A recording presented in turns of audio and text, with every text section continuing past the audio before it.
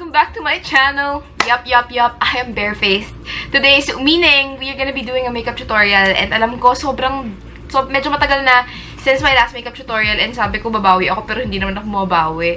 At ang tagal-tagal ko na namang nawala. Pero forgive me, personal things, sobrang ina-enjoy ko lang yung life ko ngayon, yung life ko with my family, my loved ones, and parang ngayon lang din ako nagkaroon ng peaceful moment na hindi ko masyadong iniintinding social media, alam mo. Hindi naman ako sobra sa parang followers or something. Although I love YouTube, pero alam mo yun, I like my personal life too, and siguro I was just carried away. But hopefully, I don't wanna promise na I'm back, tapos mawala na naman ako. Pero ayun, mag-makeup na lang tayo.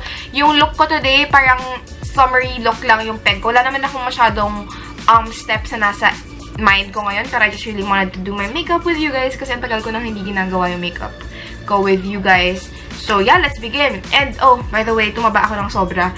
Sobrang dami ko na namang kinakain. But anyway, medyo halata naman na lumaki na naman yung mukha ko. Pero I'm gonna use my Becca Backlight priming filter lang. And I don't normally use a lot of this kasi, pero I'm just gonna focus this on the high points of my face. I find that pag ginamit ko to sa high points ng face ko, here sa nose, dito sa aking mga temples, sa noo, ganun, mas gusto ko yung effect niya kaysa pag ginagamit ko siya all over kasi parang nasasayang yung product pag all over ko siyang ginagamit. Pero pag mga ganito lang, mas gusto ko yung effect. May ginamit akong parang eyebrow tattoo. Tinry ko lang. Tapos, ayan yung itsura ng kilay ko. Kaya may kilay pa ako ngayon. Lately, hindi ako nagpa-foundation. And I go ahead to my concealers. And parang medyo favorites video na rin to kasi yung mga ibang babanggitin ko dito, hindi nyo pa nakikita sa channel ko. Especially yung palettes na ipapakita ko sa inyo today.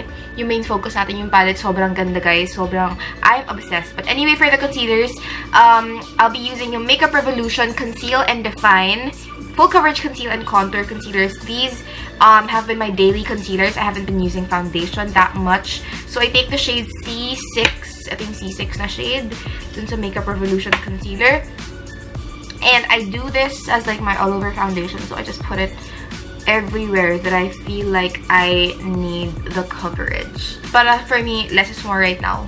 Pag feeling ko hindi ko kailangan, hindi na ako masyadong magpa-foundation or maglalagay ng product. Doon lang talaga sa kailangan kong areas. Medyo naubos ko na nga parang paubos na. Pero ayan lang yung nalalagay ko sa mukha ko. Minsan madami pa yan. And then I use just like a flat brush like this to blend it all out. Parang careless ako sa pag-blend. Basta ma-blend out niya lang. Tapping motion, minsan spreading out motion. Pero ganyan lang.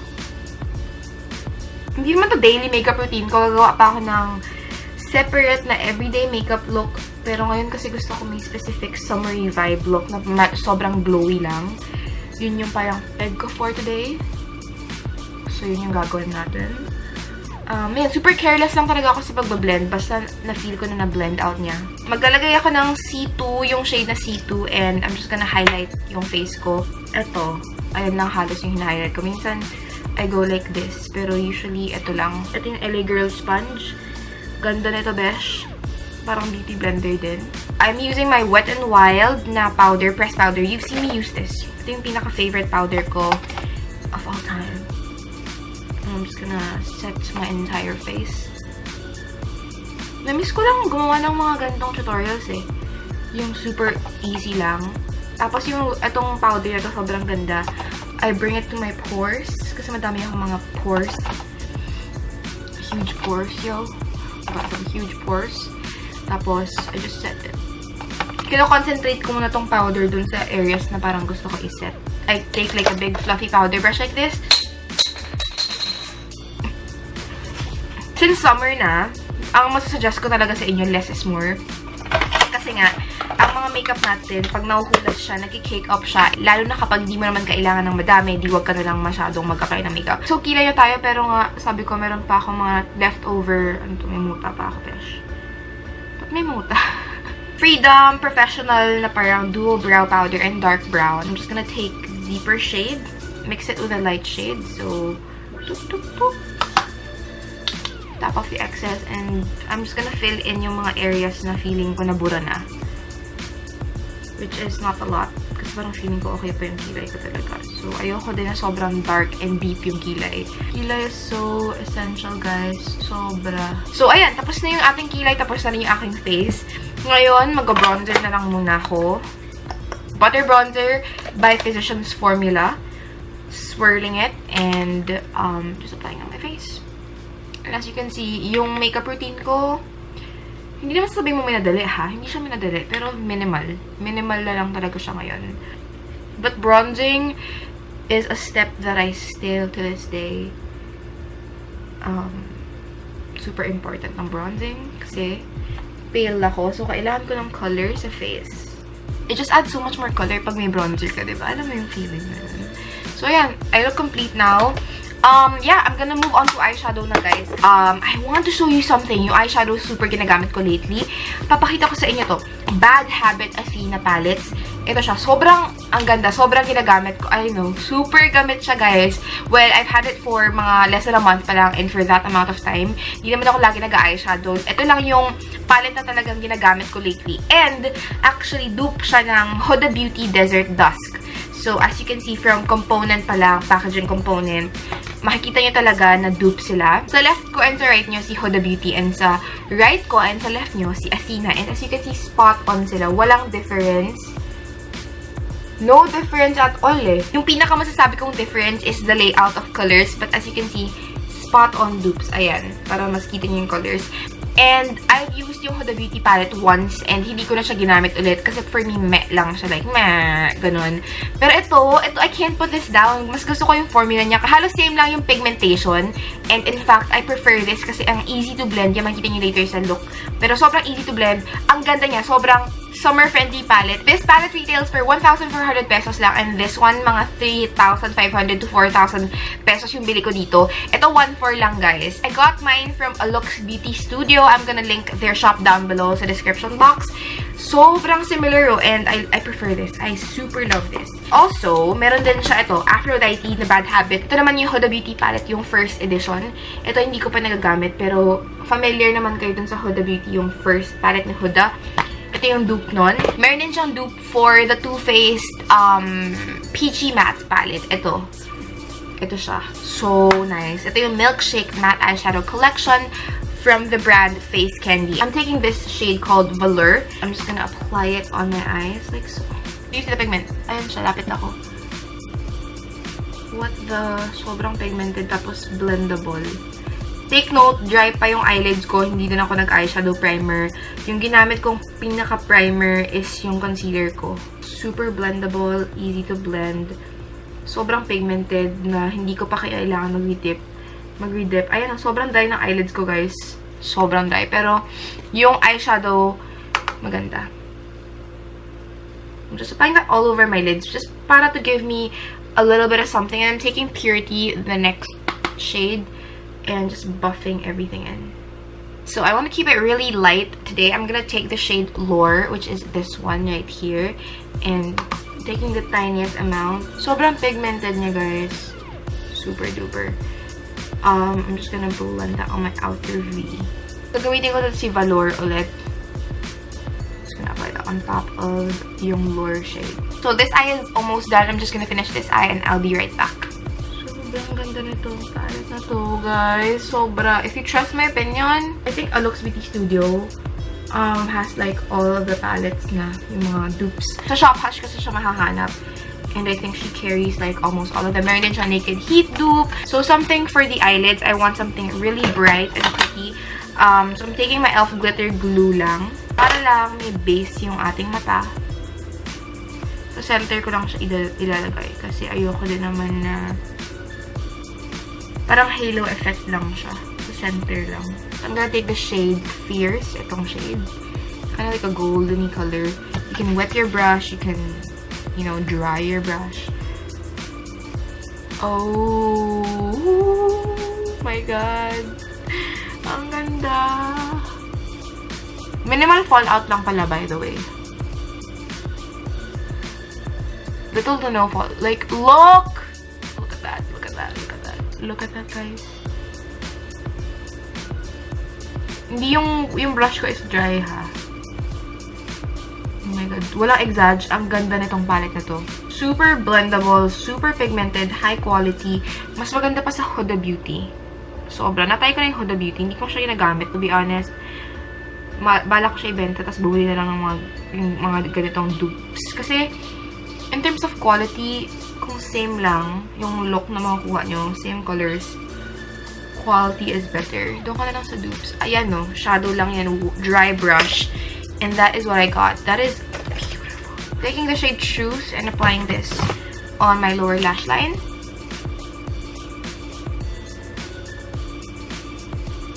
Super pigmented. Wala akong masabi talaga.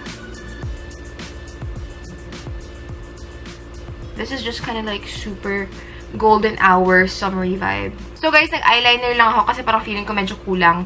Tapos naglagay ako ng parang white eyeliner sa ilalim. Ngayon, mag-mascara na tayo dahil, wala, ang ganda niya, diba? Parang, so fresh. Parang kahit na medyo dramatic pa rin yung naging look natin. Hindi ko naman ina-expect na maging dramatic to, diba?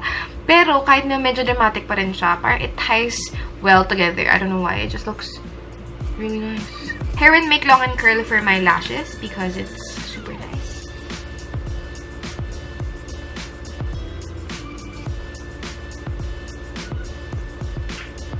Ganda rin ang mascarang to.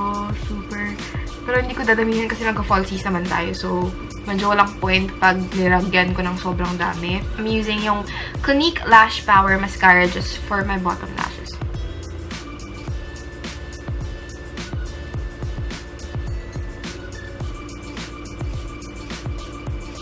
Yes, love the eyes.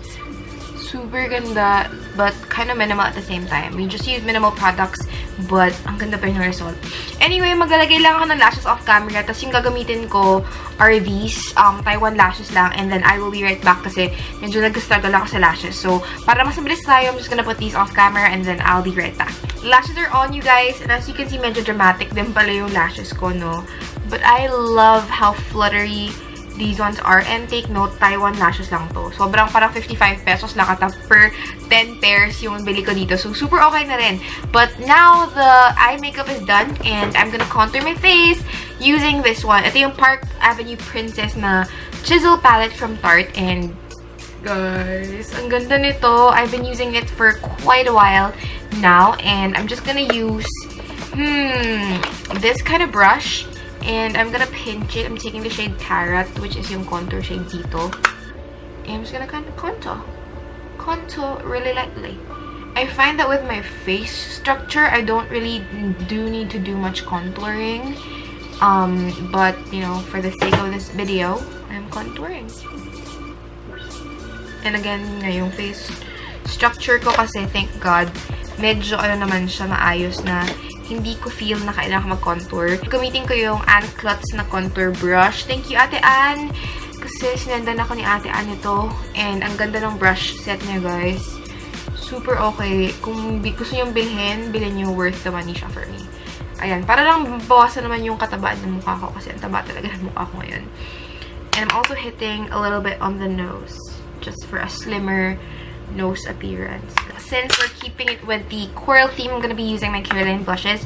I realized na hindi ko pa pala nagagamit tong blushes na to, even though I talk about them all the time. So I'm gonna use Peach Glow.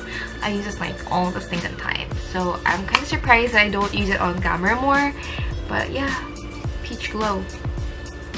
Medyo matte naman tong mga blushes from Careline. I don't really know why it's called Peach Glow kasi wala siyang glow. Starlight Shine has a glow, but Peach Glow for the most part is matte. And oh my god, ang ganda ng blush na to. Kung di pa kayo nakakatry ng Careline blush, ayan, sinuot ko na. Just to let you guys know how much I love these blushes. So amazing, so good. Just adds like a nice color to the cheeks. And then on the very apples of my cheeks, I'm actually gonna take Starlight Shine, which is like a deeper shade. Just for more of that like burnt-ish look. Yes, you'll also take a little bit here. Sweeping a little bit under the eyes. And that's a trick I like to do, just so that it looks more natural, is I sweep a little bit of blush underneath the eyes. And that just kind of completed the look. For highlighter, I'm going to be using this one. This is the Makeup Revolution in Soph highlighter palette. Super gaganda ng colors nito. Meron siyang 8 shades. Yung color na gagamitin natin today is yung gold shade. Super ganda. Sobra. And then I'm just gonna kind of... Oh my god. Super blinding, yo. I'm taking a bunch of different shades and just like mixing them around. Yung gusto ko sa palette na to, marami kang choices. So, for example, you feel like for this part of your face, you want something more golden, you can use the gold. And sa other part of your face mo, you can use different shades and kind of just mix and match. Taking like my brush, my powder brush, I'm gonna sweep it over once just to make sure everything looks blended out and it doesn't look too glowy, too dewy, too much. And para lang mas mag-mesh yung colors ng mas maayos. The look is almost complete. Yung kulang na lang is a lip color. And I'm gonna be using my Tancey Beauty Lip and Cheek Tint in the shade Sunset first. I'm just gonna dab this. More so on the inwards of my face. Of my face? Of my lip. Oh my god! Nalagyan ko yung chin ko. Of my lips. Not my face, my lips. And it just kind of adds a little bit of a color. I'm gonna add my Banila na matte lip color in the shade MB-E01 just to kind of add some kind of coralish going on. Pero may sunset lip tint na sa ilalim. Just so we get like hint of brightness. Parang may kind of gradient effect. Pero ayan. Yes! We're done with the look and this is how it looks like. I really like this look, you guys. I love how this look turned out. I think the eyeshadow look is my favorite part because I love the halo effect. Super prominent nung colors. Guys, if I were you, I would pick this up, yung Athena palette from Bad Habit. It's one of my obsessions right now. It's quickly become one of my top 5 favorite eyeshadows of all time. And for 1,400, you get 18 shades na, and as you can see, the color payoff is great. The blendability was amazing and the color selection is fantastic. So I absolutely love this. I would choose this over my Huda Beauty palette because I think it's worth the money. If your warm tones aren't really your cup of tea, like if these kind of purpley hues aren't your cup of tea, you might want to check out this one, yung Aphrodite palette. It's still got warm tones, but it's kind of got more jewel tones and a couple of neutral colors as well. So if you, oh my god, I'm gonna girl. If that's what you're looking for, then this is the palette I could recommend to you guys. But girl, look at my look. It's poppin'. It is poppin'. I'm absolutely obsessed with how this look turned out. Again, if you want to get your hands on it, it retails for 1,400 sa Alux Beauty Studio kayo bumili. Kasi yun nga, the seller is so great. Her name is Alex. And yung mga palettes niya is so curated for everyone. So you have a palette for everyone. She has a lot of other palettes you can choose from. And actually, I'll be doing a giveaway on my page sa Instagram ko. So check it out if you want to win some palettes from Bad Habit Beauty. Honestly, summer ready. Kailangan ko na lang ng swimsuit. Kailangan ko na lang ng beach at kailangan ko na lang ng bikini body. Pero medyo matagal pa yun. So yeah, that's everything I wanted to say, you guys. I hope you enjoy this video. If you want to keep up with what I do, I miss saying that. Namiss kong sabihin yun. But if you want to keep up with what I do, then don't forget to follow me on my social media accounts. Always listed down below. Please don't forget to subscribe to my channel. Like, don't forget to subscribe to my channel. Like this video if you want more makeup tutorials. And I'll be seeing you guys on my next video. Bye!